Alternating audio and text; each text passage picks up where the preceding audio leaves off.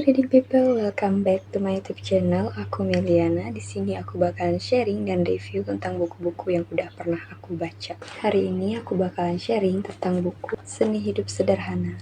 Dari buku ini, seni hidup sederhana ialah sikap yang dapat membedakan antara keinginan dan kebutuhan, atau memilah hal-hal yang memang benar-benar penting atau tidak penting, bahkan tidak kita butuhkan sama sekali. Sebelum aku baca buku ini, aku sempat mikir, kalau aku harus hidup sederhana, kenapa aku harus capek-capek kerja? Kenapa nggak nikmatin hidup aja, cukup bersyukur dengan apa yang aku punya? Terus emang mau hidup gini-gini aja? Enggak kan?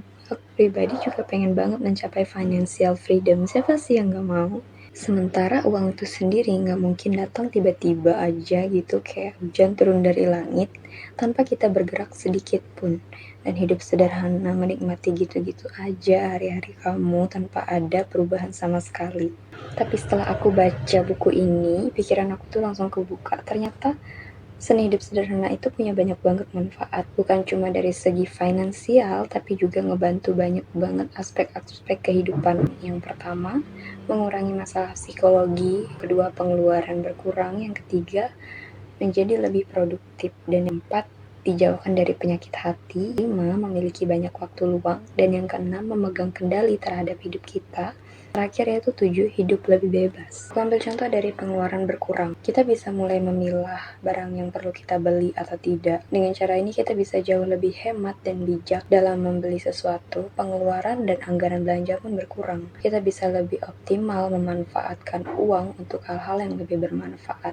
Misalnya menabung atau investasi jangka panjang. Di Indonesia sendiri, sebagian besar masyarakatnya telah terpengaruh dengan budaya hedonisme dan konsumerisme. Hedonisme menggambarkan seseorang yang memiliki gaya hidup boros dan menghabiskan uang untuk hal-hal yang tidak penting. Hedonisme bagi sebagian besar masyarakat ialah perilaku konsumtif. Sudah berkembang pesat semenjak era globalisasi. Salah satu dampak negatif globalisasi di Indonesia adalah hilangnya budaya lama yang sudah mulai tergantikan oleh budaya baru, yaitu perilaku konsumtif.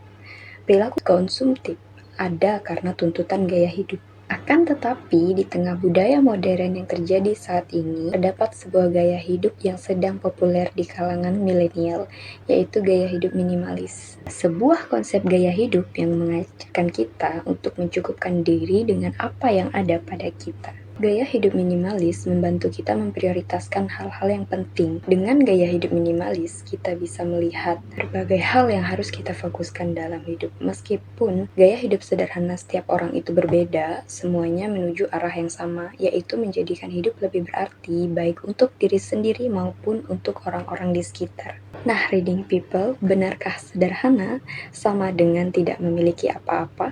Apakah kesederhanaan selalu berkaitan dengan jumlah barang dan harta? Rupanya masih banyak orang yang menganggap bahwa kesederhanaan hanya berkutat pada hal-hal yang berbau kebendaan. Faktanya, meskipun salah satu indikasi kesederhanaan adalah dari jumlah barang, banyak penggiat hidup minimalis dan sederhana yakin bahwa kesederhanaan juga menyentuh bagian lain dari kehidupan, terutama pola pikir. Oke, reading people, sekian sharing dan review buku dari aku. Kalau kalian suka sama videonya, jangan lupa like, comment, and subscribe videonya.